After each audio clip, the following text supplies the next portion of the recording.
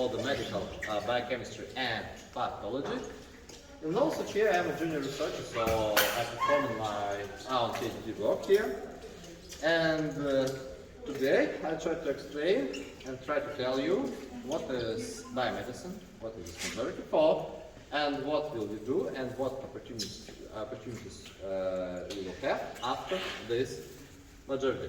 Come after me. What is biomedicine? Biomedicine, actually, this is one today of the most expensive and one of the most developing sphere of interest. You may say, and you may ask me about the IT sector, but everyone knows about the IT because, like, everyone can enter IT. Actually, you don't need to go to the university even, and you can study and you can form yourself in IT. But if you want to work by your hands, if you want to see what do you do exactly, you should study. And one of the best, sorry, please do not press this to the table. I'll explain why a bit later. So, what is biomedicine? Biomedicine, actually, this is a way, and this is an opportunity how to live longer. This is another entrance into the medicine, because there is like a traditional medicine, and don't say like don't mean traditional Chinese medicine, because this is another sphere. Medicine, I mean, where there is a doctor and the patient. Unfortunately, today the doctor must operate by using some kind of sequences of the actions. So each doctor must operate by the very defined actions, and actually he cannot go away from this. In biomedicine, you will not be just you will not live with routine. In biomedicine, you're going to be first of all a scientist and then a doctor. And actually, that's why that's called another interest to the medicine. Because in biomedicine, you will know more fundamental about the life and about how does it work. Because here, for example, in our lab, there is a unique assembly of the machines, like this microscope. So it's like an all excursion, this microscope, it always shows. So what is this microscope for? Actually, this is one of the most complex, or even the most complex optic microscopy system in the world. It combines the traditional optic microscopy, light microscopy, and also fluorescent microscopy, such as laser scanning microscopy and multi-factor microscopy. So how does it work? And why do we need it? We can operate with the cell. So, for example, the first call that you had, that was our principal investigator that told me that now we have a tumor. Means there is an operation now, and we're taking this tumor. So this a brain tumor, and we're gonna form a cell line, a cell culture, and then we investigate this cell culture to make it to investigate drugs, for example, the first thing, and to investigate fundamental processes of the tumorigenesis. For example, all of these pictures you see here, all of them are made on this microscope. So it's like we're taking a patient, but we don't working with the patient. We're just taking his tumor, and we can make some experiments not on the patient, because we have only one patient, unfortunately, with this specific tumor. But we can try to play with his cells and maybe try to elaborate a new diagnostics and new curation techniques. Try to use new chemicals, and then we can put it, for example, in a mouse, make xenographic animal. For this thing, we can take a mouse, make a small hole in its head, and then put on a tumor cell there. And then you can put it on this microscope. This is more traditional microscopy. Actually, this all of them. This only one microscopy. Yes, only one microscopic system. But this is more traditional. This one is invention. So then we put mouse in this holder, and on this table, and then we can see how this tumor grows through its brain, and which chemotherapy kills the cells, and which chemotherapy does not kill the cells but inhibit all life processes. So actually that's what biomedicine for. We need to elaborate new techniques, and here we are elaborating new techniques. And all of this equipment are in full access of students who are doing their own laboratory work and doing their own investigations. Actually, this is one of the biggest advantage of our program, because here our students starting working on these systems, starting from maybe course 2, maybe course 1, depending on the student. So, and that's what we will do here when you're gonna study for the biomedicine. You're gonna you will know about fundamentals of the life, and then how to develop new curation techniques. Also, here on this part, on this microscopy, actually, this is most favorite part of the microscopy because I'm working on it for most of time. This is atomic force microscopy. So each of you have heard about that cells are interacting between the other cells by chemical signals. But not only chemical signals are important, because as for us, it is important not only the things what are we telling to the other people, it also responsible for how we are look like, so which clothes do we wear, and actually how we present in ourselves. For example, maybe with emotions or without them. Actually, for cells, these things are also very important. And cells are communicating not only by the chemicals, they also communicate by rigidity and stiffness. And the cells, so we can take, for example, stem cell line and place on different matrices.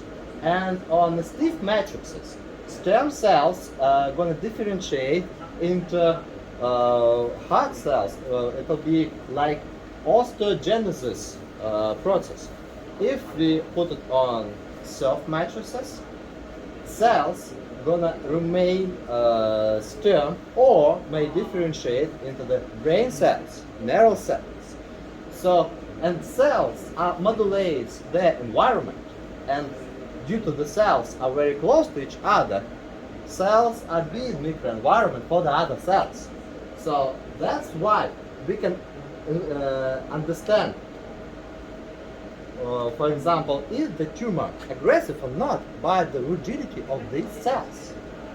So, for example, doctor always feel the tumor because tumor is usually more rigid, but it is rigid not because of the cell rigidity, it's rigid because of extracellular matrix rigidity. But its cells are more soft, so it makes possible for cells to be delivered and to be spread over the blood vessels. So, like a rat or a cockroach, so they're small and they have really high abilities to move. So the cancer cell must have such ability. In other cases, they will die. So that's like a natural selection, but for the cells, not for the organisms. So if there are no natural selection, cells are going to be quite easy to kill. And then, and due to this natural selection, there is always a specific phenotype of the cancer cells. Cancer cells, so could be really migrative, so they could like run away from surgeries, from maybe gamma radiation, or they could be more proliferative, so it means very fast, fast division and fast proliferation. So it means the tumor grows. And the migration ability, that's tumor invasiveness. And these are the different characteristics. And as we investigated, we must cure and we must kill the cells by different ways. So, and here on the picture, there is an actual picture of the cancer cell. So this is brain cancer. You will see when we look up. And this is an atomic force microscopy image. And we can see here cell matrix ultrastructure and the receptors. What are these receptors for? We actually don't know, but we see them. And actually, all of these factors could be an extra possible ways of the diagnostics. Because unfortunately for now, brain tumor treatment is quite spreading, but it always have a very similar end, a very similar final.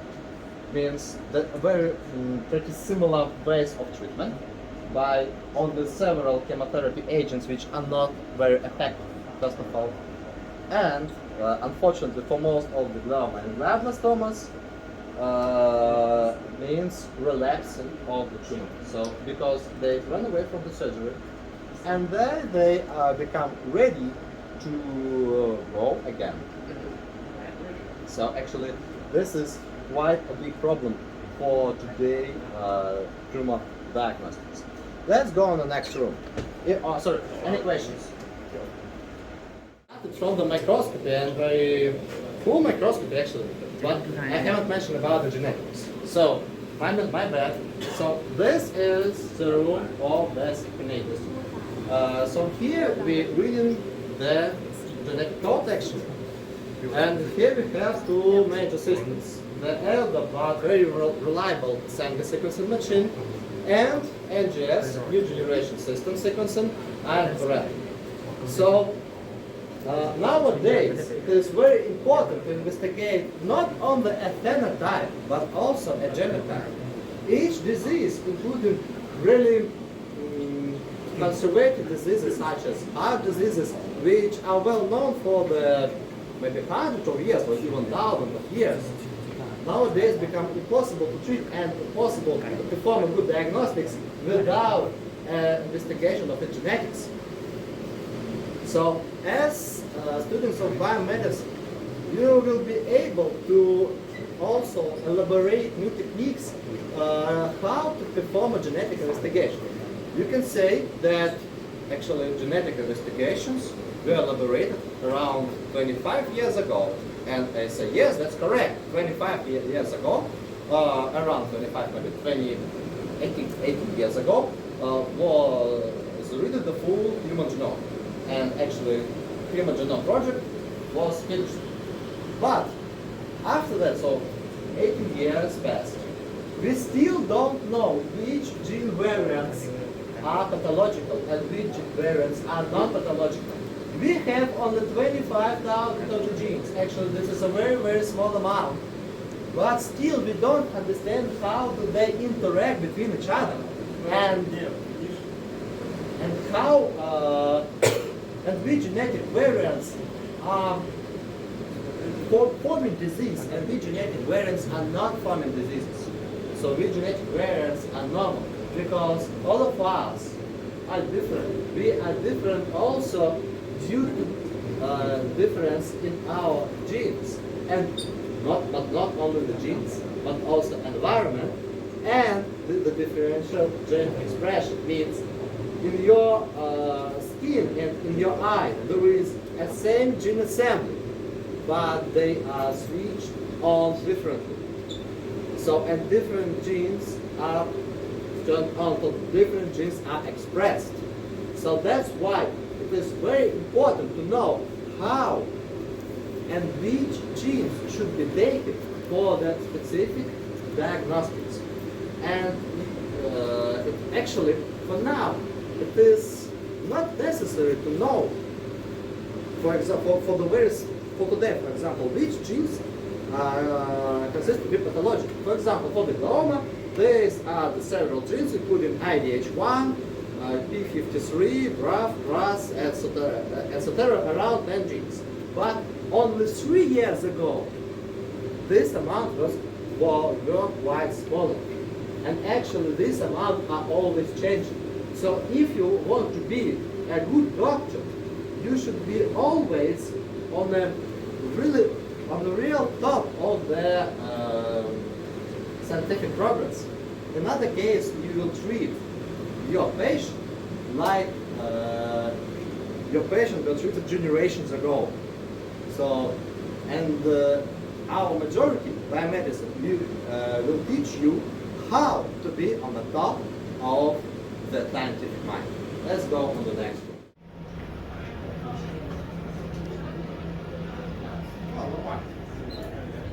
You should get forward.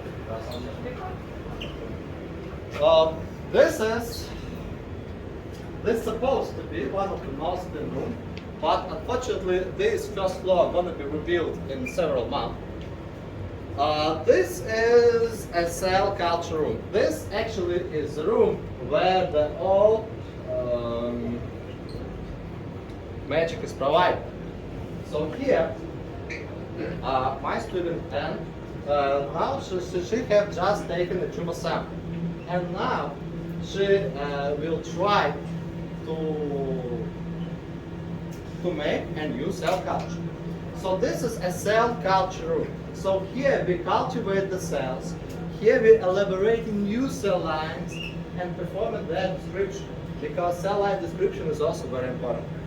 Because even if you take even a small portion of the tissue, we cannot say if there is only one cell type or many cell types. And we have a bulk, or each of us have a bulk of stem cells. Most of them are fibroblasts. Fibroblasts are responsible for the formation of scars on our skin, maybe after any wound. So this is maybe the fastest wound healing way in our body. But unfortunately, scars cannot replace the tissue. For example, yeah, they can replace iliac tissue, but they cannot replace the nail tissue. They cannot replace our eyes or blood vessels. So they cannot perform the function. So that's why we need to separate our cells, our target cells, from the fibroblasts. Or sometimes we have an opposite situation and we need to extract the fibroblasts. That also could be. So here we can see two types of the cells. On the left one, how do you think? What is the cell? So what is the origin of this cell? How do you think?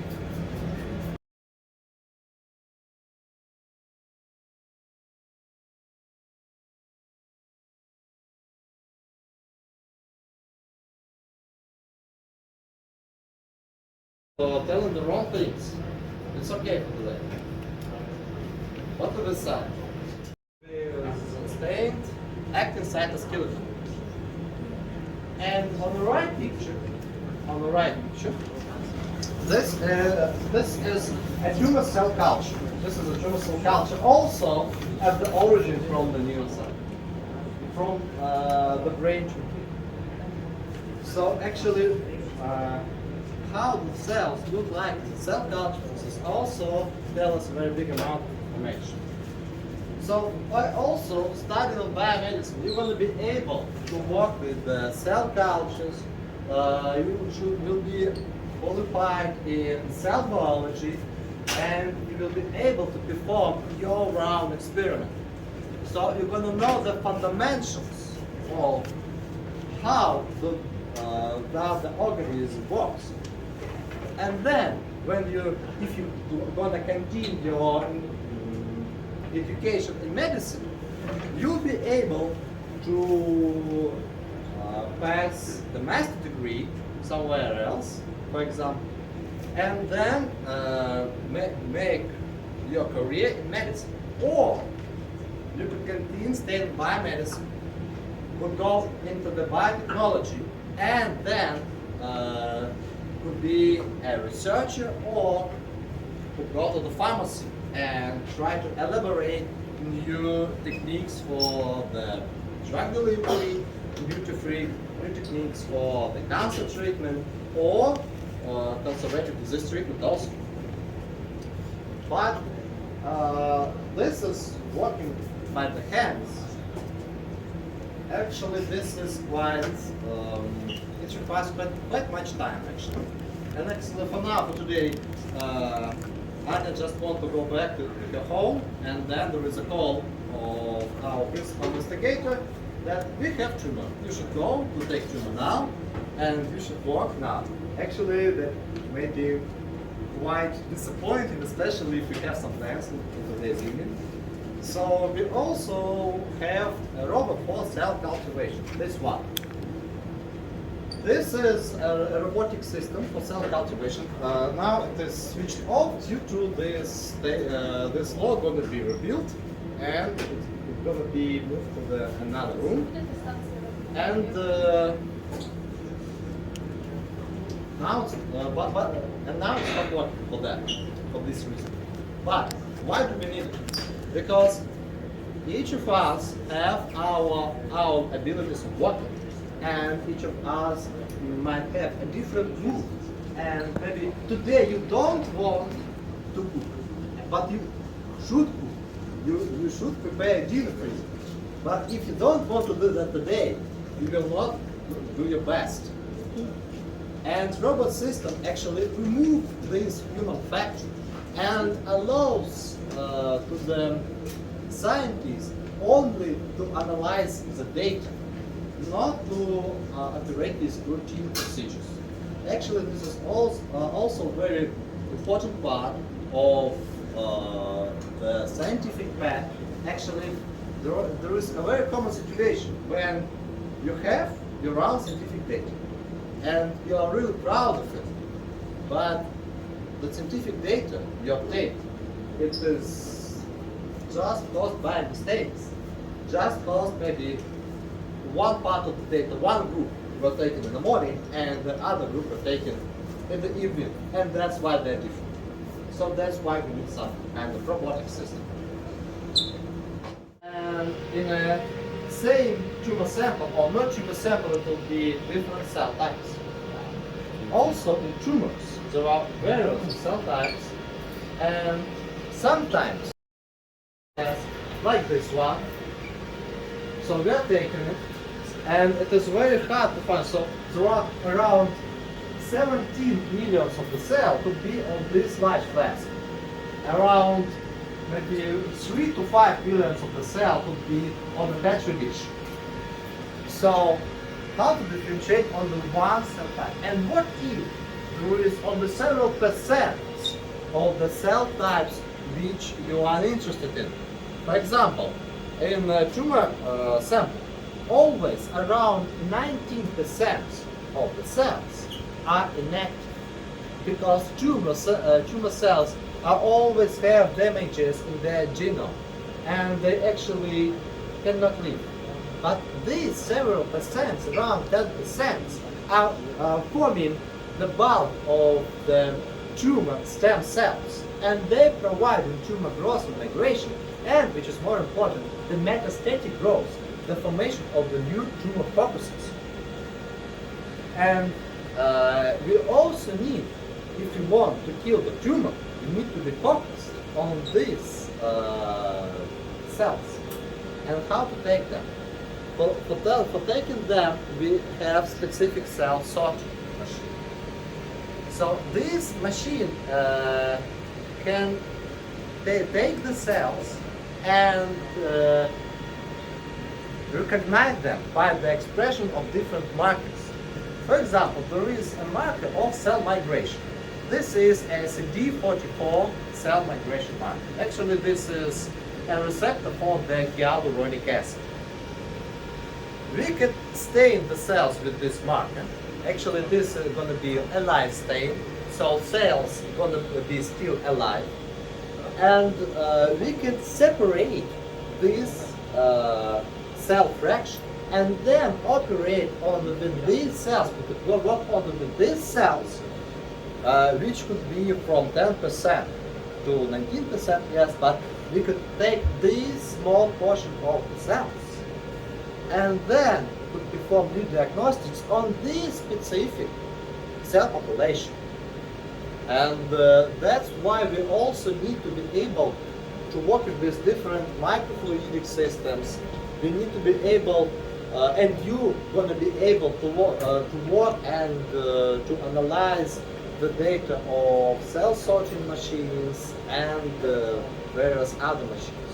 So starting on biomedicine program, you have a big fundamental basis in medicine and biology, and then you'll be able to select your way, because for now I know that it's very hard to choose a good way, to choose the correct way, where you want to go next. And now you still have a possible replicative fork, the possible fork of choosing going to the medicine or to the biology and developing, for example, new techniques and trying to make this work better, not by people treatment, but by elaboration of something new. For example, for myself, I finished medical biophysics here. So actually I am a doctor, and I also have a certificate, I have a license for working in hospitals, but I've chosen another way. I've chosen to write my own PhD degree and to stay here in the university. And I spent 6 years for that. But you could be much faster than me, and you could spend over 4 years and then continue your scientific career and research career